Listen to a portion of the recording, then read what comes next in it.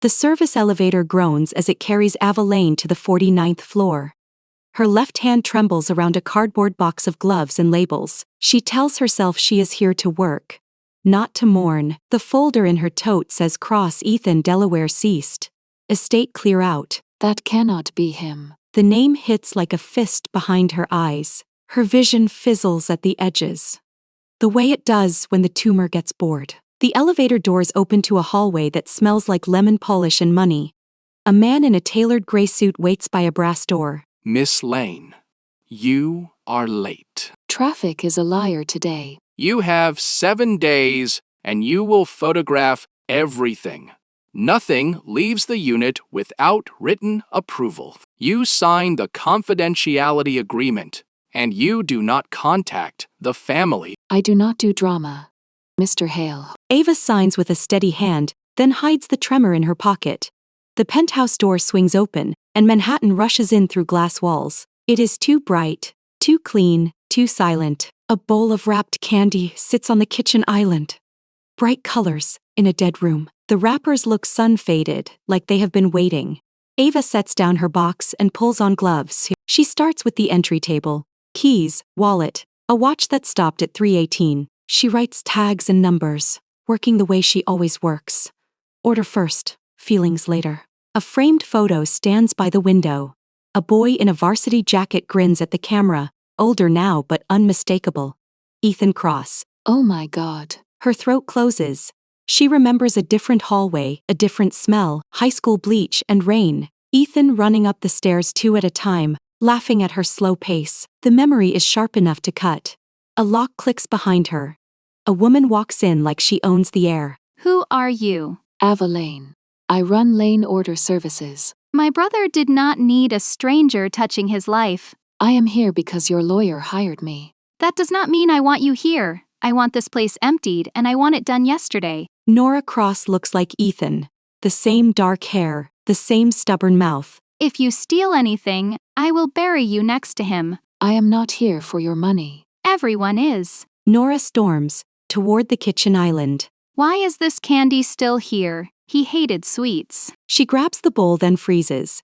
A sticky note is taped under the glass. For Ava when you are brave. That is my name. No, it is not. It is. I knew him a long time ago. The room tilts. Ava grips the counter and breathes through the nausea. The note blurs then snaps into brutal focus. Her fingers peel it off careful like it might explode. Beneath the note is an old receipt from a corner store. The date is 10 years ago. The candy is expired by a decade, and yet it is here. If you are some ex-girlfriend, save it. I am not. I never was anything. Nora stares, anger softening into suspicion. Then why does he write your name? Miss Cross, please. Let Miss Lane do her job. Fine. Touch nothing in his office until I am here. Nora leaves, heels snapping like gunshots down the hall. Silence returns heavier than before. Ava opens the candy bowl. She picks one wrapped piece, purple with a tiny gold star. The same brand Ethan buys on the day she almost tells him she loves him. Her lips part, and the air tastes like that day. A flash of lockers, rain on windows, Ethan leaning too close. You always look like you are carrying a secret, Ava. The voice is not in her head. It comes from a small black speaker on the bookshelf. A light blinks red. A recorded message plays calm and low. If you are hearing this, you showed up. I am sorry I made you clean up after me. You hate messes, but you always fix them anyway. There is a letter in the blue box in my desk. Do not let Nora burn it. And Ava, I should have been brave first. The message ends. Ava stands very still, candy melting in her palm. I am here. She whispers it to the empty penthouse. Like a vow and a confession. On the subway ride uptown, Ava counts stations like pills. Every stop is a reminder that she still has a body, and it still obeys for now. Her last MRI report sits in her email, unread since yesterday. It is easier to label someone else's kitchen than to face her own brain. In the glass of the train door, her reflection looks normal. That is the cruelest part. She checks her pocket for the orange prescription bottle. Then for the folded letter. The letter has lived with her for a decade. Moving apartments with her, refusing to die. At street level, the doorman calls her ma'am. polite and empty. Ava walks past marble and orchids and a fountain that never stops running. The building feels like it was designed to avoid real life. Hale scans her driver license and does not look up. I need your emergency contact. Jenna Reed. Any medical conditions we should know about. I get migraines. That is not an answer.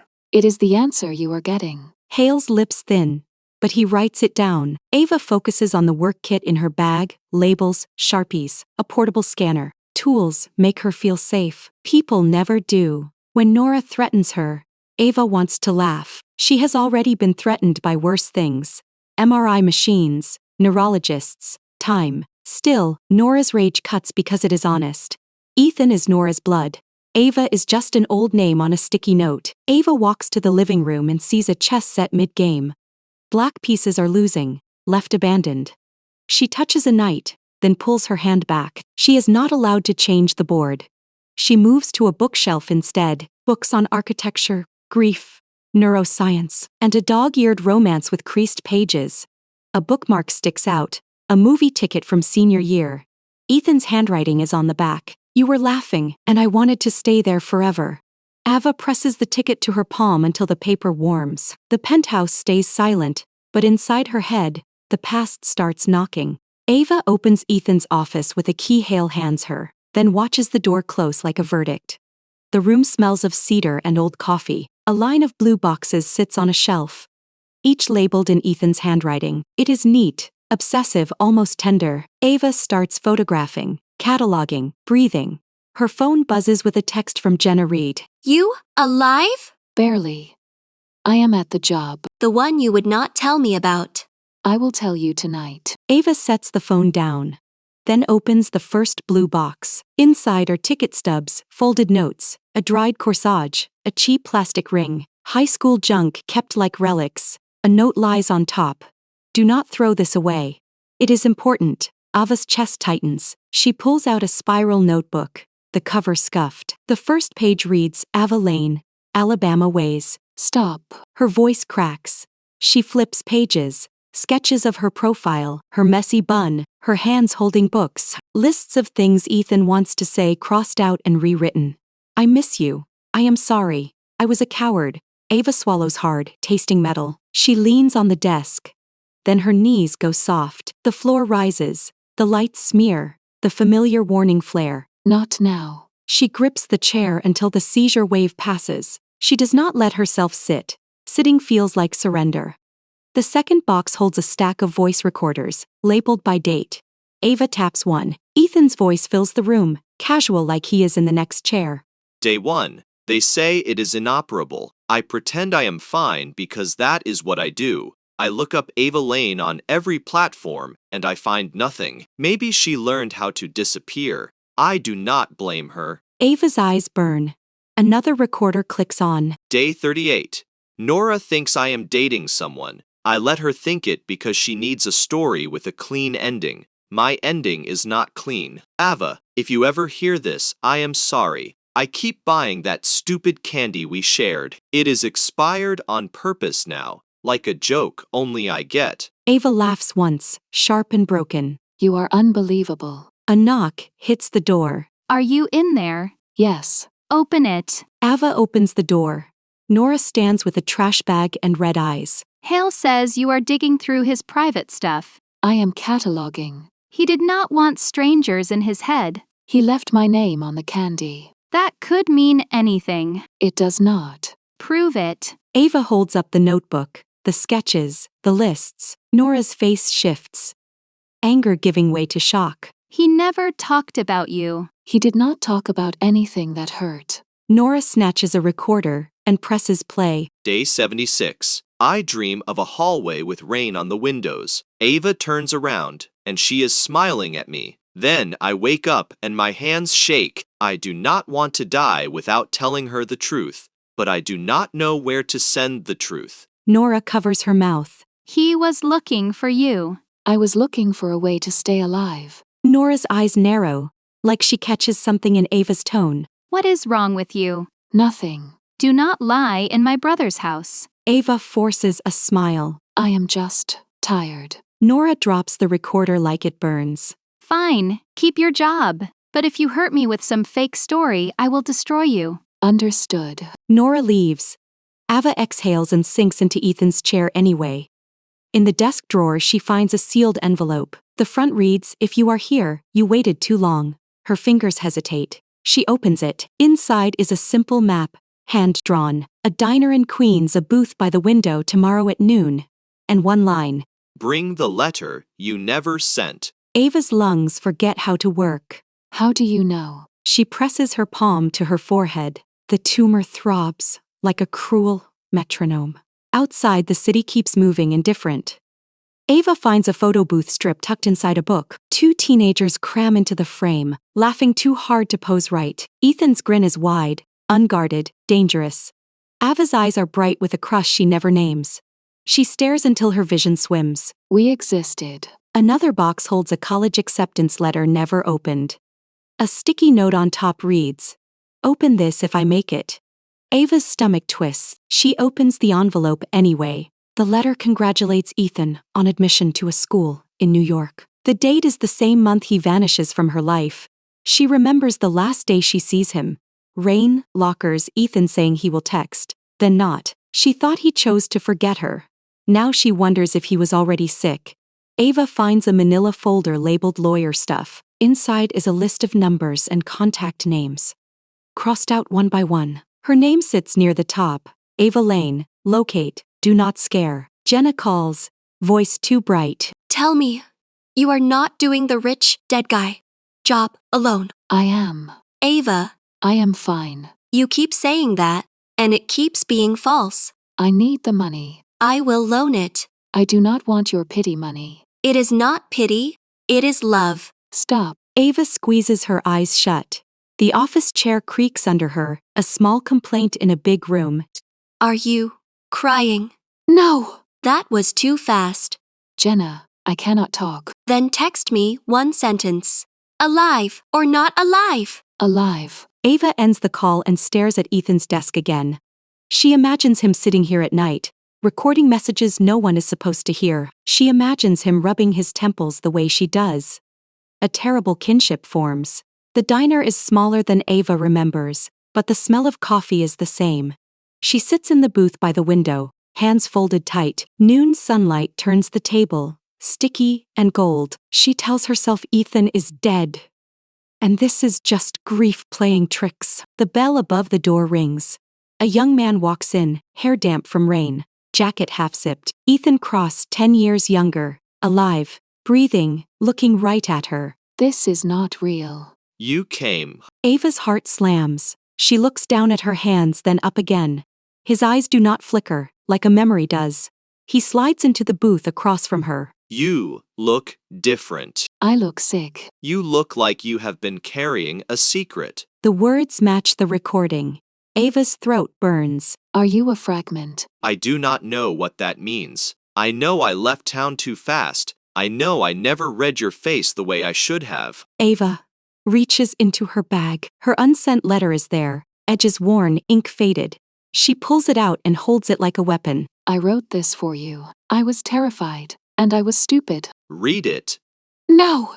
If I read it, you vanish. Maybe, or maybe you finally breathe. A waitress appears, young and bored. Coffee? Yes, please. Black. The waitress leaves. Ava stares at Ethan's hands, steady and warm on the table. She remembers his hands on a basketball, on a steering wheel, on her shoulder once. She never forgets that one touch. Why did you leave? My dad gets a job in Chicago. I tell myself you will move on. Then I do. I get into college, work, everything. But I keep buying that candy like an idiot. I keep it too. The coffee arrives. Steam curls between them, turning the moment soft at the edges. Ava feels her head lighten, like the room is trying to float away. She presses her fingers to her temple. You are hurting. I have brain cancer. The words land on the table like broken glass. No.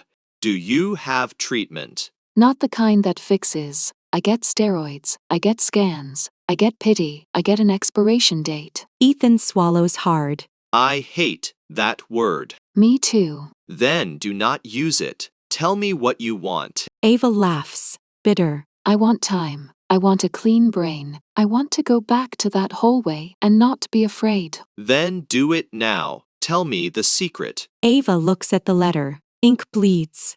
Where her tears hit it, years ago. I loved you. I love you. Ethan's face softens, like something inside him unclenches. I love you too. I am sorry I made you wait. Ava reaches across the table.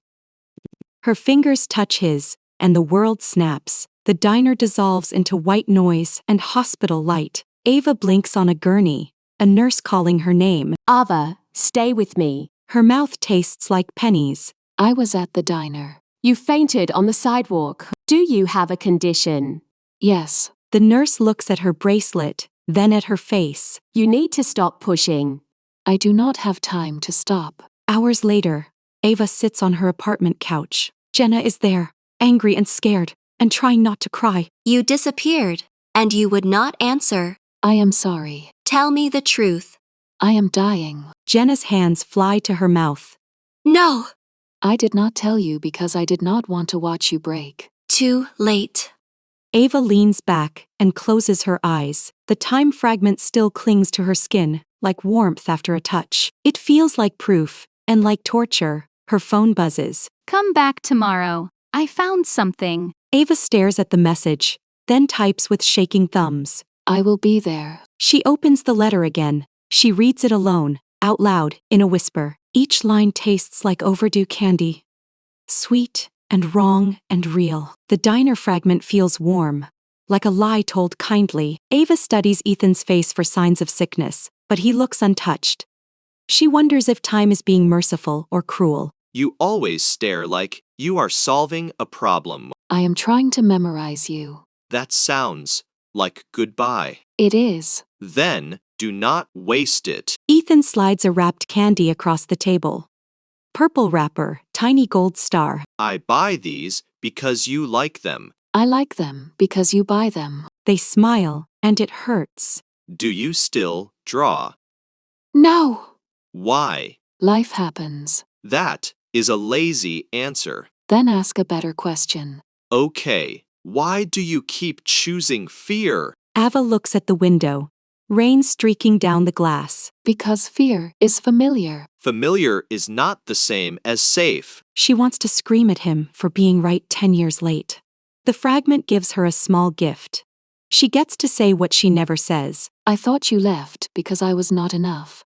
No, I left because my dad made choices, and I went with him. I did not call because I was ashamed of how much it hurt.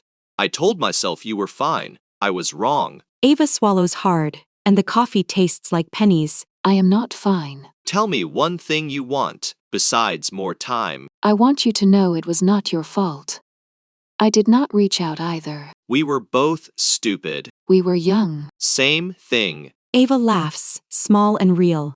The laugh makes the fragment shimmer, like it might crack. She forces herself to stay present, like she can hold it together by will. Ethan's penthouse is darker today, blinds drawn against a gray sky. Nora sits on the floor of the office, surrounded by boxes. She looks smaller, without her anger armor. Hale thinks we should donate most of it. I cannot. Not yet. We will go through it together. Nora slides a shoebox toward Ava. I found this in the closet behind his suits. He hid it like contraband. Ava opens the shoebox. Inside is a stack of letters, all addressed to her. None are stamped. The top one is dated last year. Ethan's handwriting is careful, like he is holding his own hand steady. Ava, if this reaches you, it means I failed to find you. That is on me. I kept waiting for a perfect moment. Then my body stopped cooperating. I want you to know something simple. You are not a footnote in my life. You are the part I keep rereading. Ava presses the letter to her mouth. A sob escapes, ugly and human. He wrote all that. He did. And he never sent it. We are a family of cowards. Nora flinches, then gives a thin laugh. Yeah. Ava reads more letters. Ethan writes about the hallway, the candy, the day he almost kisses her by the lockers. He writes about his diagnosis, and how he cannot stand being pitied. He writes about Nora, and how she will pretend she is fine until she is not. The last letter is different.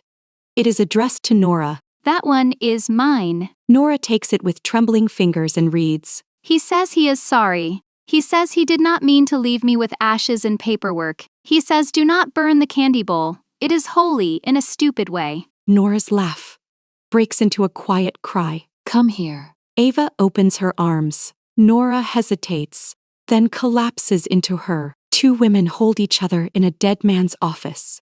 And the air finally moves. Later, Hale arrives with a clipboard and impatience. Miss Cross, we have deadlines. I know. Give us 2 more days. That is not possible. It is.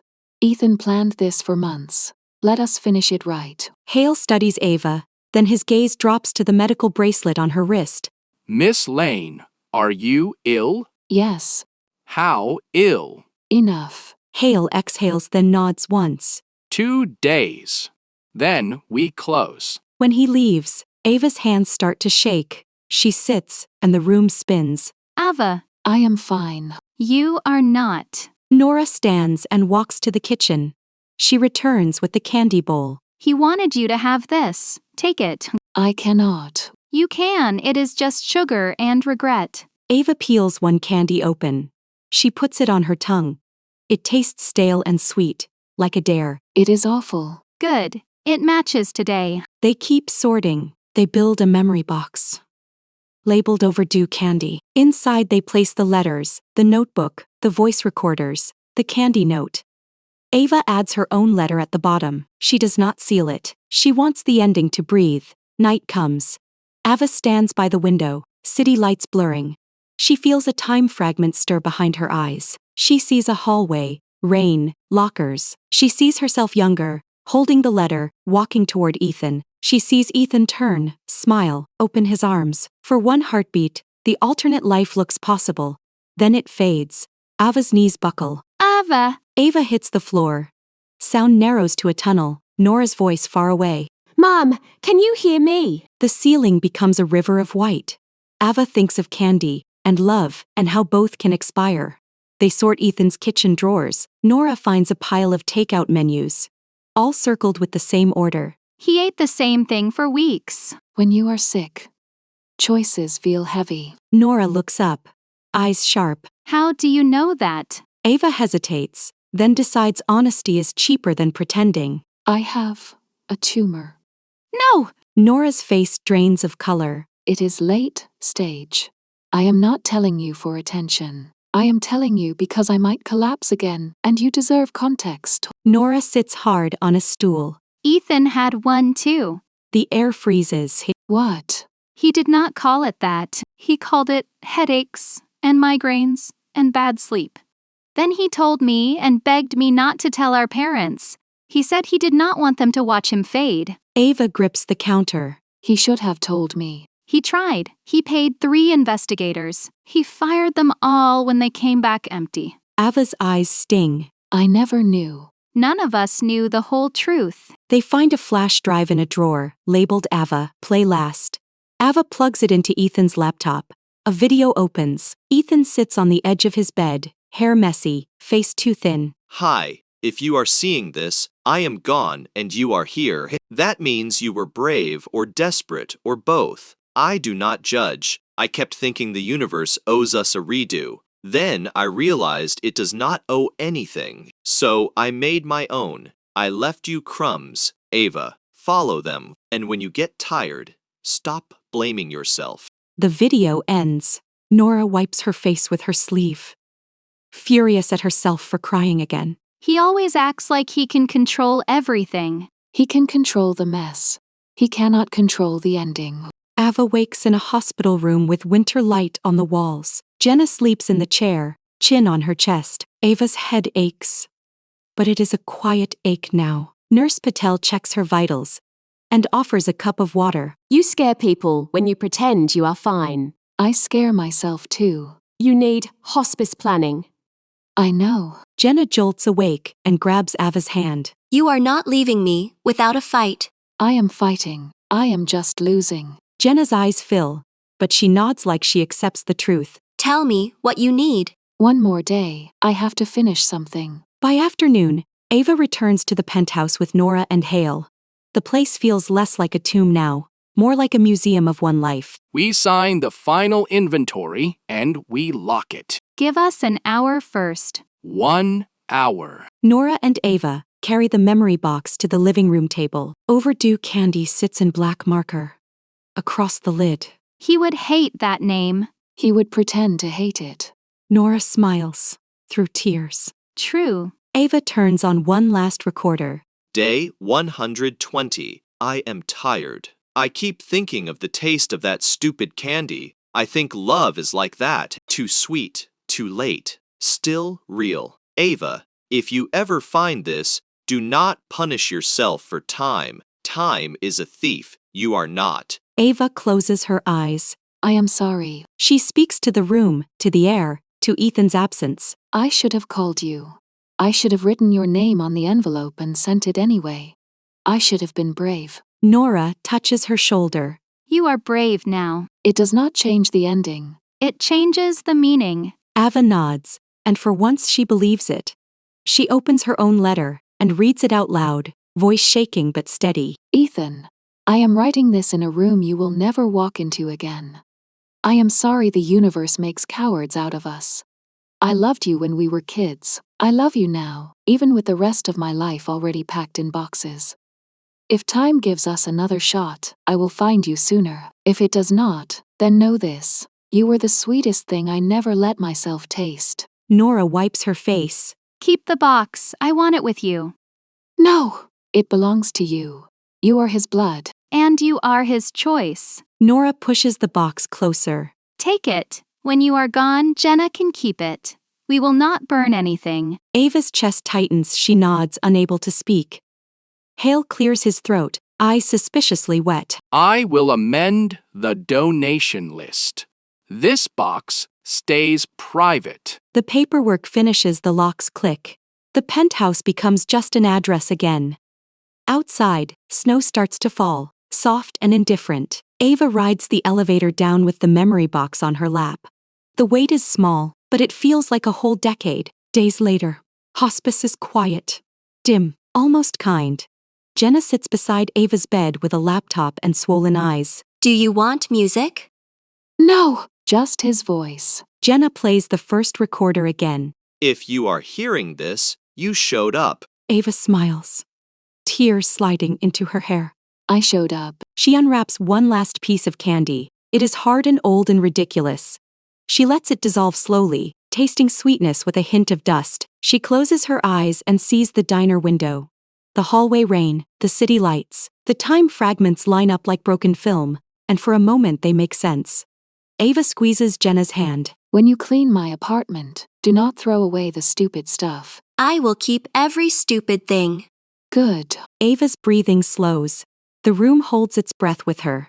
Somewhere in the memory box, Ethan's letters wait, still unread by time. Outside the hospice window, snow keeps falling, as if the world is learning how to forgive. Hospice smells like clean sheets and soft surrender. Ava hates how gentle it is. She wants something sharp, something loud, something that matches her anger at time, but the nurses speak quietly, and the hallway lights stay warm. Nora visits once, carrying the memory box like it is fragile glass. I told my parents you were his friend. I did not tell them more because it is not my story. Thank you. I hate that he is gone. I hate that you are next. Me too. Nora leaves a small bag of candy on the bedside table. The same purple wrappers, fresh this time. Ava laughs, then cries, then laughs again. You are making it worse, for yourself. I am making it honest. One night, Ava asks Jenna to open the memory box. Jenna reads Ethan's letters out loud one by one. Ava closes her eyes and lets the words fill the room. In the dark, she feels less alone. In the dark, she feels like she finally arrived. When morning comes, her hands shake less. The tumor does not shrink.